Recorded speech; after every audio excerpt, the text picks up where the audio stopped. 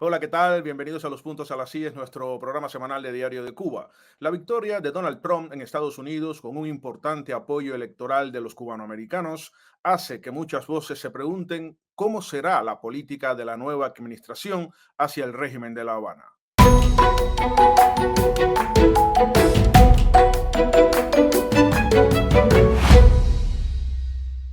Para analizar este tema, hoy hemos invitado a Omar López Montenegro, fundador del Movimiento Pro Derechos Humanos en Cuba, y al exprisionero político Ángel de Fana. Además, contaremos con opiniones desde la isla. Gracias a todos por acompañarnos y ya comenzamos a poner los puntos a las IES.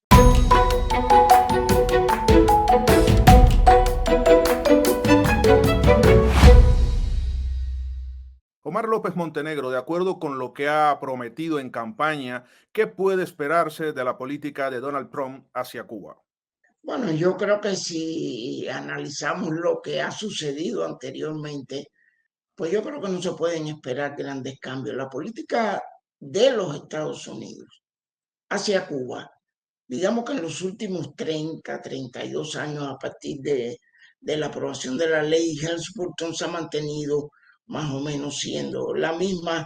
Tal vez pueden suceder algunas diferencias en los envíos de remesas, en la concesión de visas, tal vez en la entrada de funcionarios cubanos a los Estados Unidos, pero en términos generales la política de utilizar la ley Helms-Burton, digamos, como señuelo para decir quieren cambios en la política, pues elecciones libres, libertad para los presos políticos, reconocimiento de las organizaciones independientes en Cuba. Esa ha sido siempre, digamos, la columna vertebral de la política norteamericana y francamente la ley Helms-Burton solo puede ser cambiada por el Congreso, ni siquiera es potestad del presidente. Así que no es de esperar grandes cambios. Ángel de Fana, ¿qué habría que mantener de la actual política norteamericana y qué eliminar o reformar? Yo creo que es importante mantener e incrementar la política de sanciones contra la tiranía que gobierna nuestro país. Creo que eso es importante desde el punto de vista internacional y desde el punto de vista interno. Pero yo creo que además debe regresar la política de un mayor apoyo a la oposición interna, a los disidentes, a los periodistas independientes y a las agencias que del exterior apoyan a esos cubanos que se arriesgan para luchar por la libertad de nuestro país. Creo que una especial atención debe haber para los presos políticos, no solamente los del 11 de julio, que son 1,000, sino también a Miguel Díaz Bauzá, que cumplió 30 años el día 15 de octubre y lo mantienen preso inventándole otra causa, a Ernesto Borges, a los hermanos que llevan 21 años presos, condenados a cadena perpetua por un intento de salida ilegal del país que no sufrió nadie pena de muerte, ni, o sea, de víctima, digamos, entre los que ellos estaban secuestrando las embarcaciones. Creo que debe haber una especial atención del gobierno de Estados Unidos para los presos políticos cubanos y para sus familiares. Además, hay hermanos nuestros, compatriotas nuestros que residían en Estados Unidos y que fueron excarcelados hace años. Uno de ellos, el año pasado, Humberto Real, que no le da ni siquiera el carnet de identidad, que no puede trabajar, y el gobierno de los Estados Unidos, que era residente en Estados Unidos cuando fue en 1994 a combatir por la libertad de Cuba, no les permite darles visa para que regresen a Estados Unidos donde tienen familiares. Creo que eso es importante y que debemos mantener esa gestión ante las autoridades norteamericanas para que eso ocurra. Vamos a escuchar desde La Habana a Berta Soler, la líder de las Damas de Blanco, quien nos ofrece su opinión sobre el tema. Mi nombre es Berta Soler Fernández, representante de las Damas de Blanco Premio Sájarov. Las Damas de Blanco felicitamos a Donald Trump por haber ganado las elecciones de los Estados Unidos. Felicitamos al Partido Republicano y al pueblo norteamericano por haber salido cívicamente a ejercer su derecho al voto. Por otra parte, recordarle a Donald Trump que en Cuba existen más de 1,000 presos políticos y un régimen totalitario represivo. que entre su consideración priorice el tema Cuba y si existe algunas negociaciones o acercamiento, tiene que ser condicionado. Entre otras cosas, libertad para todos los presos políticos, cese la represión y el hostigamiento policial.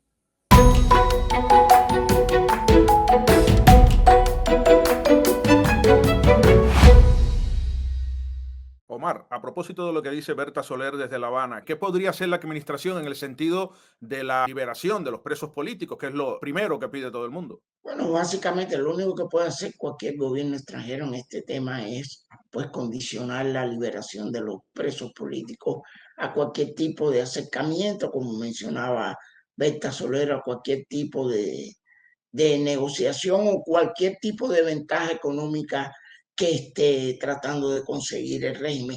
Hay que tener en cuenta que el régimen se encuentra en una crisis estructural en todos los sentidos, ¿no? Económica, política, social, y tal vez el régimen está en una posición más vulnerable en estos momentos que la que nunca ha tenido.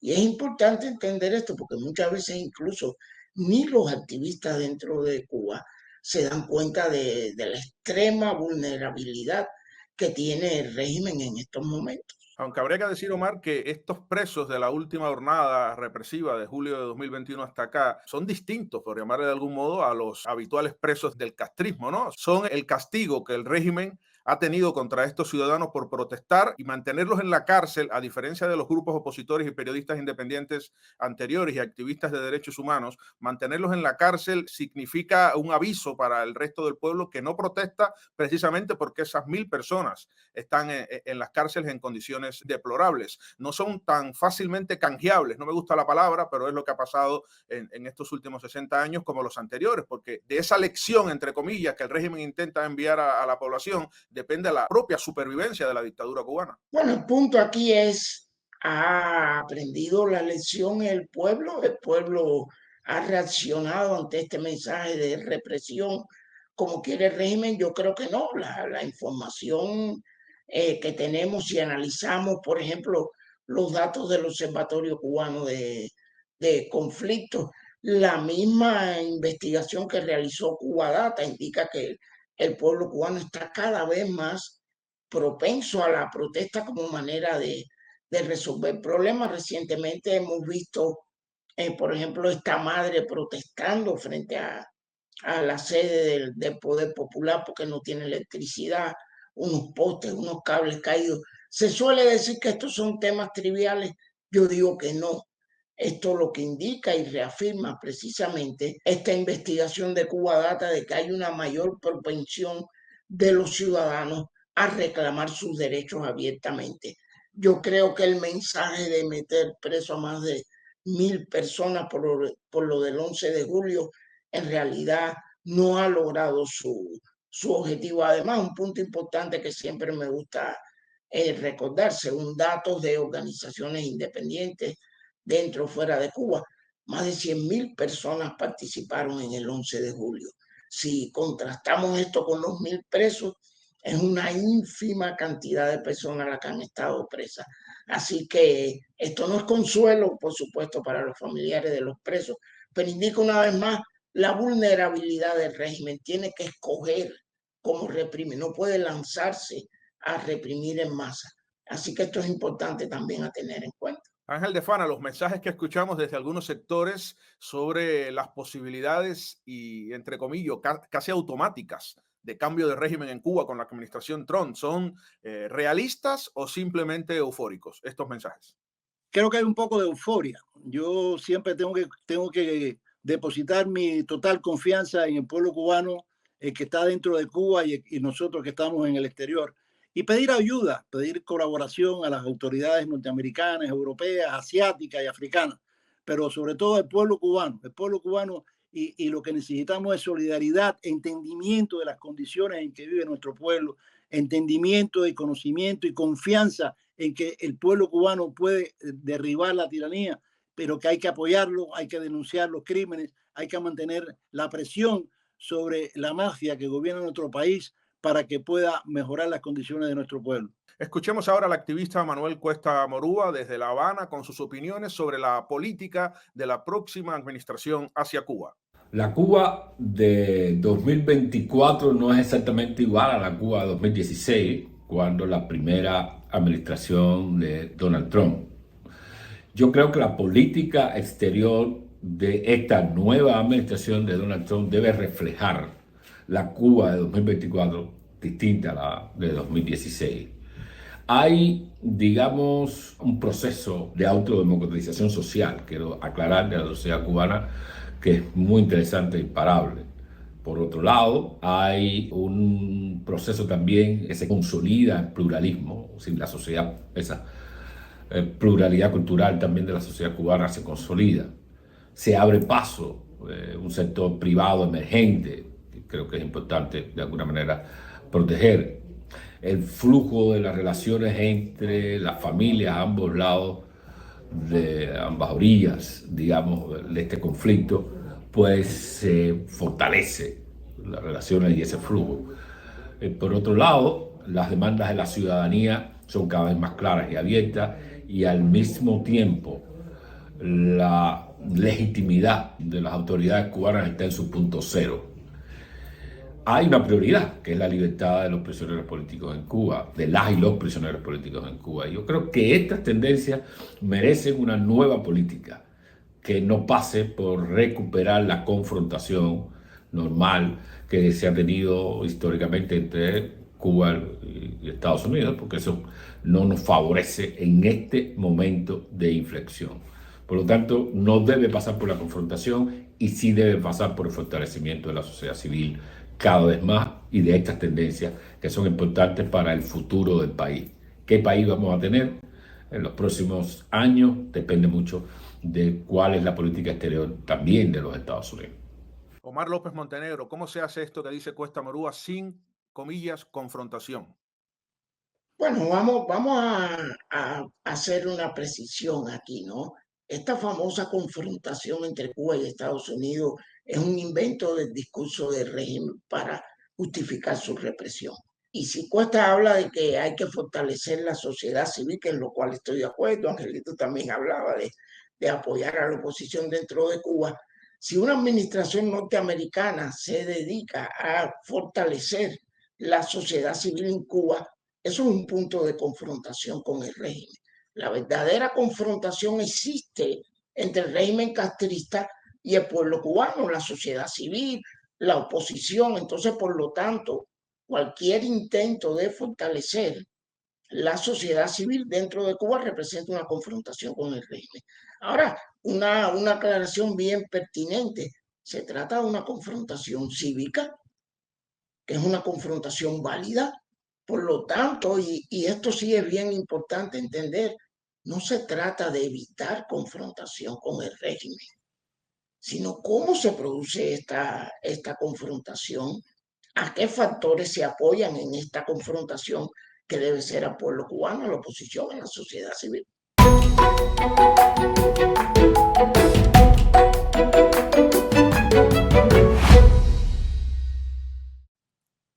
Una confrontación inteligente, Ángel de Fana. En la recta final ya del programa hablemos de propuestas. Por ejemplo, confrontación inteligente, las medidas de Donald Trump contra Gaesa y todo el entramado político-militar de su primera administración, un punto positivo, ¿no?, en el primer mandato de Donald Trump. Sin embargo, otros puntos no positivos o más bien negativos, como cortar los viajes en vuelos a provincias cubanas. Y en este caso me pregunto, Ángel, ¿en qué contribuye a la democracia en Cuba que los holguineros, guantanameros, santiagueros puedan volar directamente a Miami en avión a ver a sus familiares?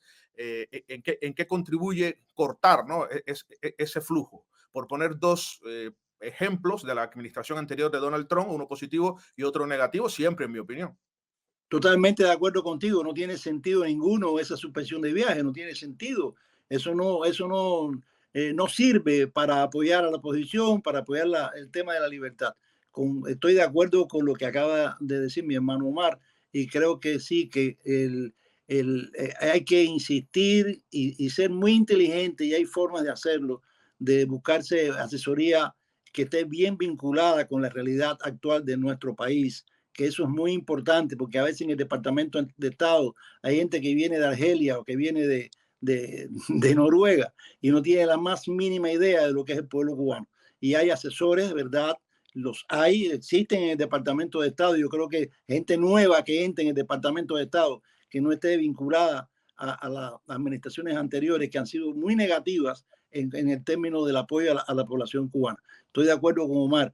No puede cesar si el régimen quiere confrontar, porque el que confronta en términos de relaciones internacionales no son los países, no es Estados Unidos ni Europa, es la tiranía castrista. Pero hay que hacer políticas serias que tengan pragmatismo, que sean positivas y que duren y que se permanezcan. Y no importa si el régimen va a confrontar, no se puede ceder ante una confrontación por parte de la tiranía, porque eso sería en contra del progreso de los intentos de libertad por parte de nuestro pueblo.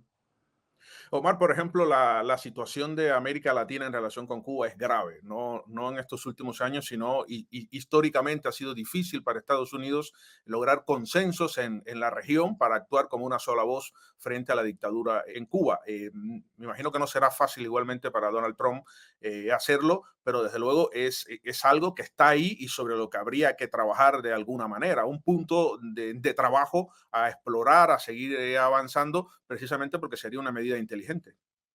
Sí, evidentemente hay que trabajar con los aliados internacionales. En América Latina hay gobiernos que pudieran servir de aliados, incluso hasta gobiernos de izquierda como Gabriel Boric, por ejemplo, ha sido crítico, no ha sido crítico tan abierto de Cuba, pero ya ha sido crítico de Venezuela, ha sido crítico de Nicaragua. Sí, digamos, una diplomacia internacional inteligente, tal vez es más fácil trabajar con los aliados europeos y a través de los aliados europeos llegar a América Latina, porque hay una conexión más directa entre Europa y América Latina, ¿no? Por todas estas mitologías que existen de la relación entre Estados Unidos y América Latina.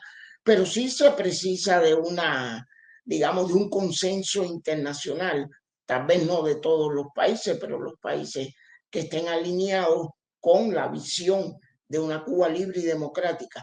Yo creo que es posible. Creo que también de lo que hablaba Ángel es bien importante, ¿no? La necesidad de no rehuir una confrontación cívica con el régimen, pero enfatizar el apoyo a la sociedad civil en Cuba, buscar personas que conozcan la realidad cubana y que conozcan también la realidad de los procesos de cambios en sistemas autoritarios, colocar personas claves en los puestos del Departamento de Estado. Creo que sería una medida práctica que se puede hacer desde el primer día y creo que sería un gran impulso. Ángel, ya para cerrar contigo, una pregunta un tanto complicada. ¿Hasta qué punto las alianzas cubanas en el mundo, le hace Rusia, China, Irán, Venezuela, diversos intereses, diversas posturas de Estados Unidos históricamente con estos países y en especial del próximo presidente, hasta qué punto podrían influir estas alianzas cubanas positiva o negativamente en el margen de la nueva administración en relación con Cuba? El apoyo que pueden darle esas alianzas que se la están dando, pero no es lo que necesita el pueblo cubano y el país como Estado, como país para resolver sus problemas. La influencia que puede ejercer la nueva administración norteamericana en Europa, en América Latina, y muy bien lo que dice Omar, lo experimenté yo cuando hacía trabajo internacional. Hay que acercarse no solamente a los aliados, hay que acercarse a los que aparentemente no son aliados, pero que cuando conversamos con ellos, cuando un gobierno como Estados Unidos ofrece cosas serias en relación con las relaciones con la tiranía castrista, pueden ser escuchadas y pueden ser óptimas y pueden ser favorables. Hay que hacerlo. El ejemplo de Boric, que mencionó Omar, es uno de ellos, pero hay tantos otros. Hay tantos partidos políticos en Europa y en América Latina que aparentemente son amigos, socios de la tiranía castrista porque ésta los subvenciona, porque ha estado apoyándolos en sus proyectos. Y nosotros a veces no nos acercamos a ellos por eso, pero cuando hablamos con ellos, y yo tengo experiencias personal muy favorables, podemos convencerlos y permitir que nos ayuden a nosotros, al pueblo cubano. Así llegamos al final del programa de hoy. Muchas gracias a Omar López Montenegro, fundador del Movimiento Cubano Pro Derechos Humanos, al exprisionero político Ángel de Fana y a los activistas Berta Soler y Manuel Cuesta Amorúa, que nos enviaron sus opiniones desde la isla. Yo soy Michel Suárez en Diario de Cuba.